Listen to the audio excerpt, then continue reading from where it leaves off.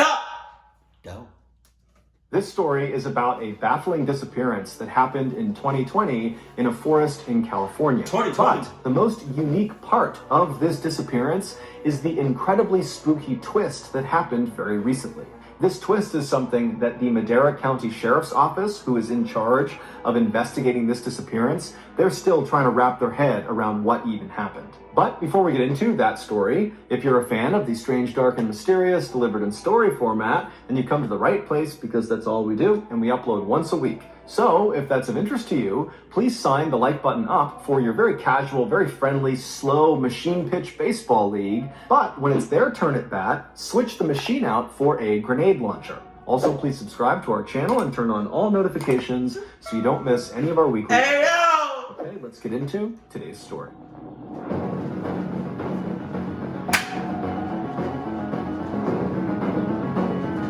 Dice mother clucking bro. Dice bro. On March 11th, 2020, the World Health Organization declared that the COVID-19 outbreak was so bad that it had become a global pandemic, which meant this new highly infectious disease had spread virtually everywhere on the planet. And so around the time this global pandemic announcement was made, governments around the world began instructing their citizens to stay home and avoid all physical contact with other people outside of the people that you lived with. The idea being these quarantine measures would help stop the spread of the virus. Initially, world leaders and citizens believed these quarantine measures would have a dramatic impact and it would stop the spread, and before long, COVID would be under control and life would just kind of magically go back to normal. But unfortunately, that is not what happened. You know what's crazy? It's 2022, midway, kind of, and it's still not normal. You know, I mean, you got some people not wearing masks, but you got some people wearing masks. You got some people vaccinated. You got some people not vaccinated. But it's like, it's still not normal. It's not. And I don't think I don't know. It's going to be a long time before we stop using masks. And even then, you're going to have people still out there skeptical. I remember when it first happened, people wasn't taking it really seriously, right? This is back when I was working at Chipotle still. And I don't know if you know how Chipotle is set up, but like Chipotle is open, right? You can see a lot what's going on inside and out. So some Chipotle's got like big ass windows, you know, that they can see out. We can see out, they can see in.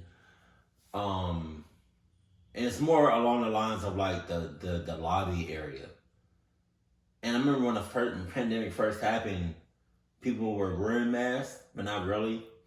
But I remember one day I was cutting chicken, and I was looking outside, and I was like, that's something wrong with that. Something is not right. How you have people outside having masks? Like, that looks dangerous as hell. That makes me think, like, I don't want to be outside, you know? Like, what are you doing outside? Like, why do you have a mask on? Like, I don't know. Maybe that's just, like, think about it. Like, you see somebody not knowing about the pandemic or something like, or, you know, not really knowing too much about it. You looking out your window, and you see people got on masks. Doesn't that don't seem right?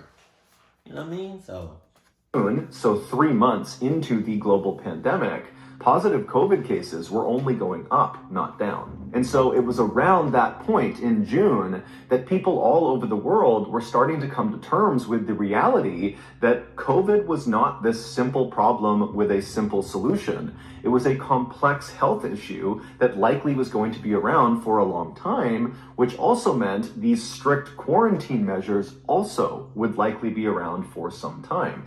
Now, the efficacy of these quarantine measures were quickly called into question, and it was all over the news, and politicians, all they wanted to talk about was, do these measures work? Is it having an effect on the spread of the virus? But But for everyday people, the real concern was not politics, it was practicality. How do you live a full and happy life in quarantine?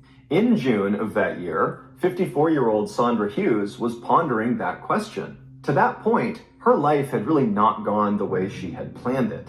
She had been married, twice actually, but both relationships had ended in divorce, and she had never had children. She lived in beautiful Maui, Hawaii, but she hadn't really lived there long enough to consider it her home, and prior to that, for the bulk of her adult life, she'd kind of lived this nomad lifestyle, bouncing around all over the country, and so really she had never developed a home of sorts. She was an accountant by trade, but in college she had studied not just accounting, but also wilderness survival, which she happened to be in.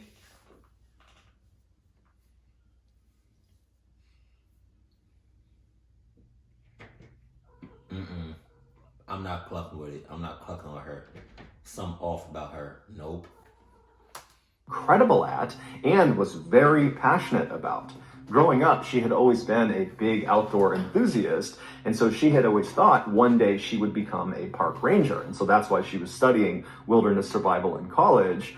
But as these things go, after she graduated college, she did not become a park ranger. She became an accountant, and now, 30 years later, here she was. However, in June of that year, with COVID quarantine restrictions putting her and everyone else's life basically on pause, Sandra suddenly saw an opportunity. And that was to embrace this break from reality and spend this strange time in history back out in nature, getting back in touch with her roots. Those big ass leaves! Oh my God, I'm used to leaves. Dead eyes. Dead eyes. Get the paw off me. Get your paw off me. Appreciate you. They both horny. That's a big ass leaf, Mo. I'm used to leaves being like, kind of like this big, you know? About kind of like more or less than the size of my hand. Not 6'10" human heads big. God damn. God, where is that? God. As an outdoor survivalist. And so at the end of that June, Sandra would sell her place in Maui and she would move to Madera County, California, which is located smack dab in the center of California, situated just south of Yosemite National Park and just north of the Sierra National Forest. Then on June 26th, after Sandra had gotten settled in her new place in California, she would contact her family and tell them that she planned on going on this extended solo camping trip in the Sierra National Forest and that she would be in touch. Okay, at least she said she told somebody where she was going with them in the coming weeks when she was back out. To Sandra, this trip was going to bring her lots of happiness and fulfillment, and it was going to allow her to continue to adhere to quarantine guidelines because she'd be all alone. Shortly after speaking with her family on the 26th, Sandra loaded up all of her camping equipment into her silver Saab sedan, and then she would drive from her place south and then east a little over an hour until she was deep inside of the Sierra National Forest. At some point, she would leave the main road and she would hop onto a bumpy dirt road that kind of wound through the forest, and that road would bring her out to an area called the Johnson Meadows. The Johnson Meadows are absolutely gorgeous. It looks straight out of a postcard. It's basically a stretch of beautiful green meadows, and then around the perimeter of those meadows are the thick trees of the Sierra National Forest, and then beyond those trees are the snow-capped Sierra Mountains. But despite its beauty, the Johnson Meadows are actually fairly dangerous. It's a very isolated part of the Sierra National Forest, and there are lots of cougars and bears and other natural hazards in the area, so it's not really a place you go unless you're prepared to be there. And Sandra was certainly that, both in terms of her survival experience and the gear she brought with her. So when Sandra drove her car right up to the edge of the Johnson Meadows, she parked her car off to the side of the road so as not to block the road, and then she got out, she collected her things from the trunk, and then she threw it over her shoulder and began hiking into the middle of the Johnson Meadows to look for a place to set up her campsite. 6 days later, on July 2nd, some hikers came out of the tree line into Johnson Meadows and began walking across the center of it. And as they're walking along, they notice up ahead what looks like a tent and a campsite. They don't see anybody near it, but they clearly see someone is camping in the middle of Johnson Meadows. And so this is totally not unusual. Lots of people go hiking and camping in this area. And so these hikers just began kind of creating a wide berth around this person's campsite because they didn't want to cut right through the middle of it as they went across the meadow. But as they're making this kind of wide berth around this campsite, they looked over at it, and as they passed by it, they noticed that the campsite was definitely abandoned, and it looked totally destroyed, like a tornado had crossed right across it. And so when they were parallel with this campsite, the hikers decided to actually go over and look at it and see what was going on. So they walked over to this campsite and they're looking around and they see there's a backpack that's clearly been dumped out and all of its contents are strewn around all over the ground. There's unopened cans of food, there's papers and documents, the tent is in ruins. I mean, the place is just a total mess. And so the hikers didn't really know what to make of this. They couldn't tell if a person had kind of intentionally ransacked this site or if maybe an animal had come through. But as a precaution, they marked down on their map where this destroyed campsite was, and then they hiked out of the forest. And when they were back in cell phone range, they called the Madera County Sheriff's Office and they reported the site. And so later that day, some Madera County sheriffs made their way out to Johnson Meadows, and sure enough, the campsite is still there, it's still in ruins, and it's still abandoned. And so they would search the campsite and they would find some ID cards, and the name on those ID cards was Sandra Hughes. The sheriffs would leave the forest and get in touch with Sandra's family to find out if they knew why Sandra had left her campsite the way she had. But when Sandra's family heard about the state of Sandra's campsite, they had an immediate and definitive reaction to it. They told the sheriffs that Sandra was incredibly environmentally conscious and was very cleanly, and so she would never ever leave her campsite looking that way on purpose. Something else had to have happened. The family would also tell the sheriffs that they had not spoken with Sandra since the 26th when she started her trip, and so they had no idea where she could be now. And so naturally, the family was concerned, the sheriffs were concerned, and so that day they filed an official missing person report. Over the next 2 days, a massive search was launched in Johnson Meadows and the surrounding area to look for Sandra. And so hundreds of people were out on foot, they had sniffer dogs out, there were helicopters in the air, and during the search, the Madera County Sheriff's Office was interviewing anybody who was out there, hikers, campers, and asking them if they had had any contact with Sandra, because Sandra was actually quite distinctive looking. Before she left for this trip, she had dyed her hair blue. But unfortunately, no one had seen Sandra. That's a sign. It's a sign. I'm saying. She looked clucked. She looked clucky. And despite this massive search effort over these first 2 days, nothing new was discovered that could lead authorities to where she had gone. But then on July 4th, so 2 days into her disappearance, Sandra Hughes was spotted. It's an ad. It's an ad. Before we get to the rest of today's pesky rudely interrupted by pesky pop-up ads. His laugh made me laugh. Was that real? Ew, and I spit it. Ew. Was that real spit that he was spitting? Ew.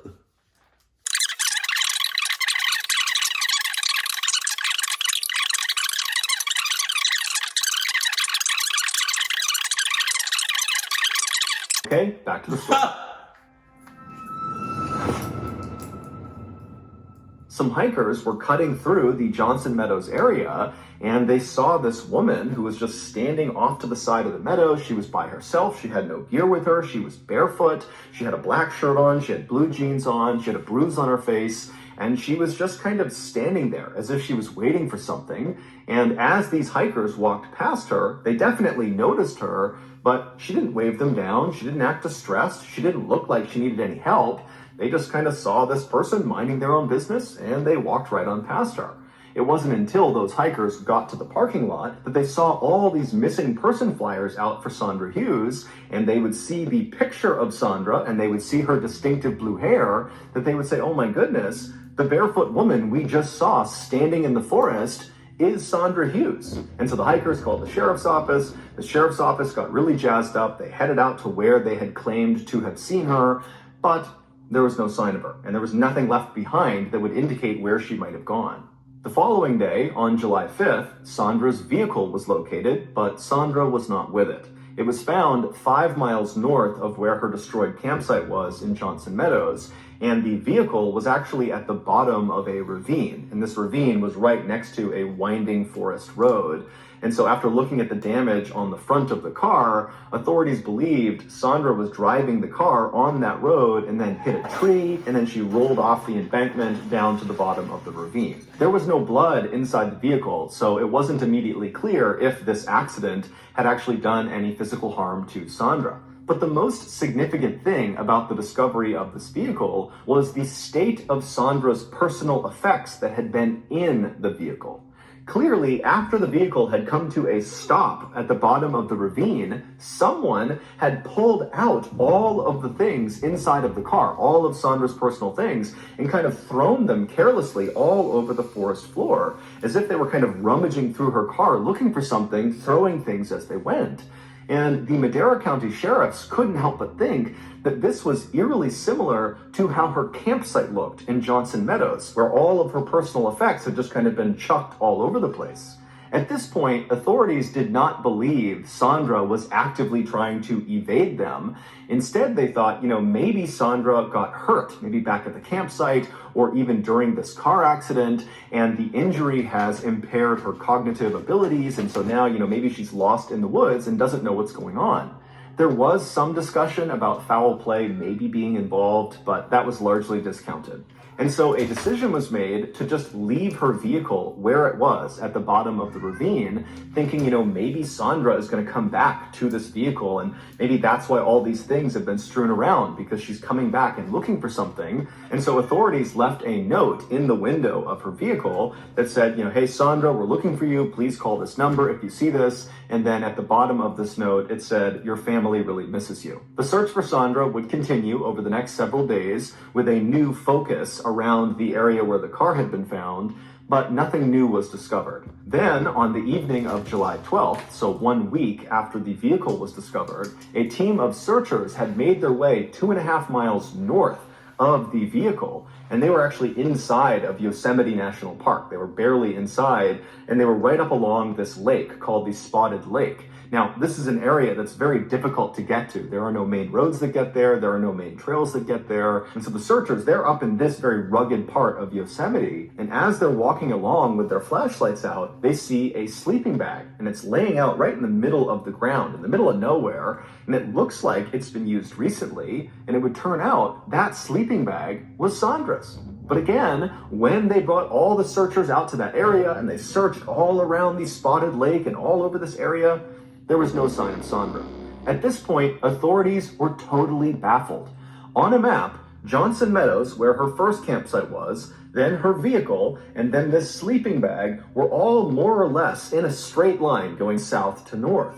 It was almost like Sandra, from the day she went missing, had just begun slowly working her way to the north, but she was doing it without any equipment and most likely barefoot in an area that was steep and rugged and dangerous and full of cougars and bears. And so authorities knew if they didn't find her soon, even if she was doing this on purpose, she was likely going to succumb to the elements. The search for Sandra would continue for another week after the discovery of her sleeping bag, but by that time, by July 20th, there hadn't been any new developments. No one had seen Sandra, there were no new leads, and so unfortunately, the authorities had to scale back their search. About 3 weeks later, on August 9th, Two hunters were driving down this very desolate forest road, located several miles to the east of where Sandra's car had been found. And as they're driving along, they turn this corner, and as soon as they do, they look up ahead and they see there's this woman. Now, she's not standing on the road or even right next to the road. She's kind of tucked up a ways on this hillside in the trees,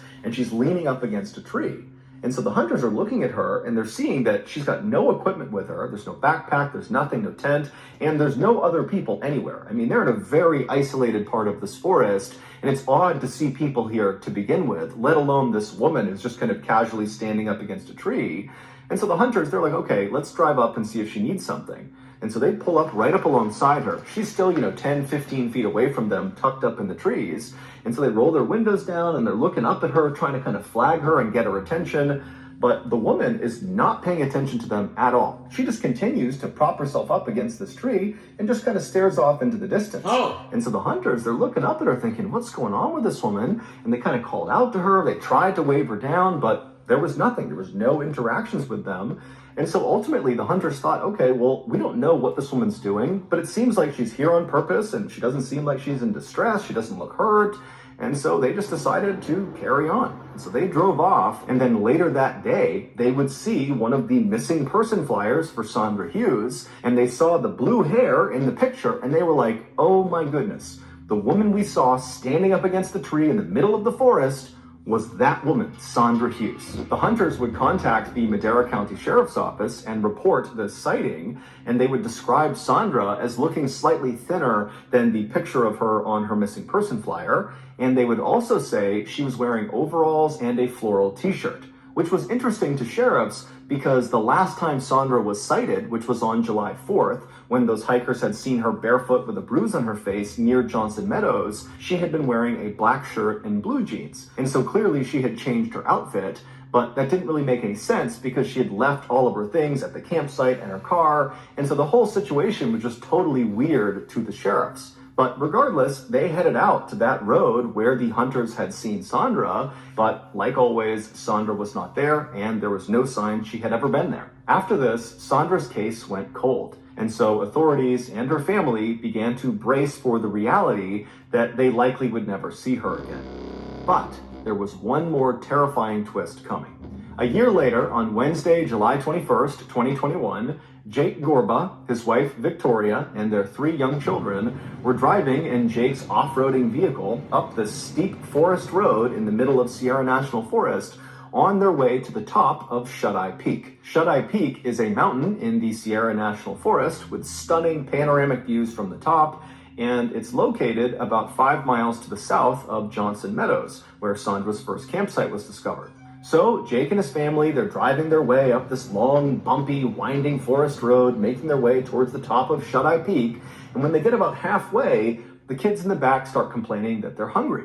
And so Jake and Victoria, they decide, you know what, let's just pull over at the next natural stopping point and we'll have a quick lunch and then we'll continue on the rest of the way. And as luck would have it, the road they were on would actually level off and lead them to this kind of short, flat section of the mountain. And in this flat section was this beautiful little meadow that butted up against some trees. And so Jake and his wife thought this is a great place to stop and have a little picnic. And so he pulled his truck over on the side of the road, he parked it, he turned the engine off, and then as Jake and his wife are kind of gathering up their things before they get out of the vehicle to go prepare this picnic lunch, they hear their 3-year-old son, named Caden, who's in the back seat right near a window, start talking. And so Jake and Victoria instinctively turned around to see who Caden was talking to, and they saw Caden was not talking to himself, he was not talking to his siblings, he was turned and looking out his open window, looking across this small meadow into the forest, engaged in some sort of intense conversation with somebody outside. And so Jake and Victoria, they see their son and they look out the window in the direction he's looking and talking, and they don't see anyone. Oh. And so Victoria, she looks at her son and goes, Caden, who are you talking to? And what he would say to her would send goosebumps all over her body. And in fact, what would happen over the next several minutes from that point onward was so unsettling that Jake and Victoria decided, you know what? We're not going to the top of Shut-Eye Peak. We're turning around and we're leaving.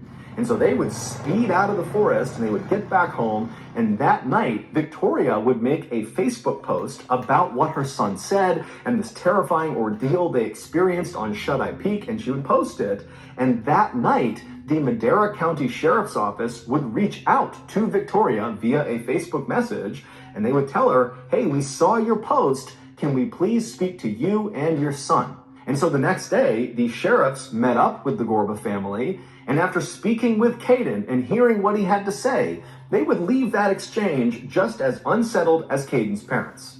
The day before, when Victoria turned around and looked at Caden and said, who are you talking to? Caden would turn away from the window and look at his mom, and he would say, there's a woman out there and she needs our help. And he starts pointing out the window. And so again, Jake and Victoria, they look from their son back out the window into the tree line, which is where Caden is pointing, and they don't see anyone. And so they turn back to Caden and they say, honey, we don't see anyone out there. And Caden, at this point, he becomes emphatic. And he says, Mom, you gotta trust me. She's right there. She needs our help. She's lying face down. Her legs are straight up and she's dead. And so at this point, Victoria and Jake are looking at their son thinking, what's going on here? Jake promptly hops out of the car and just starts running into the woods to see what's going on. Is there a person out here? But he's out there looking around and there's no one. And while he's out there, his son is pointing in the direction of where he is, claiming there's this woman right near him. And so Jake's looking around thinking, there's no one out here. I have no idea what my son's on about. And so he's spooked. He runs back to the car. And when he gets inside, Caden is still looking out the window. He's pointing and he's talking to this dead woman that needs their help. And so Jake and Victoria, they were horrified. They turned. You know what they should have did? It was probably going to cluck them up to the max. He should have took his son. He should have took his the wife and the kid, the other kids should have stayed in the car. The husband and the son should have went outside. And while the girls are just looking at them, watching from inside the truck, the boy should have directed the dad on where to go exactly, while the dad is in front and the son is behind them, until they got to the body. I just got chills. Around, they left. And then that night, when Victoria made that Facebook post, she included in the post what this woman apparently looked like based on what Caden said. And what Caden said was she had a black t-shirt on, blue jeans on, and blue hair. And so when the Madera County Sheriff's Office saw this post that described seeing a person in a black shirt, blue jeans, and blue hair, they knew that description matched Sandra Hughes. And so when the sheriffs met up with the Gorba family, they brought with them a lineup of several women. And they went right up to Caden, and without giving him any extra information, they just showed him all these pictures of all these women. And they said, Caden, can you identify in any of these pictures the woman you saw in the woods? And Caden looks at these pictures, and he picks out 3 pictures. All 3 are Sandra Hughes. The sheriffs, along with Caden and his father, they would return to that section of Shut-Eye Peak to search the tree line near the meadow to see if there was any sign of Sandra or any indication that she had been there, but like always, there was nothing. As of today, we still have no idea where Sandra is or what happened to her, and nobody has any idea what to make of the very strange sightings of her that occurred after she went missing. It's all just one big mystery. If anyone has any information about Sandra Hughes, you are encouraged to contact the Madera County Sheriff's Office. The number is right here and also in the description. What are the chances that I might see her? It's probably slim to none, because she's on the West Coast. And I'm on the East Coast. I live in Georgia. So I don't know.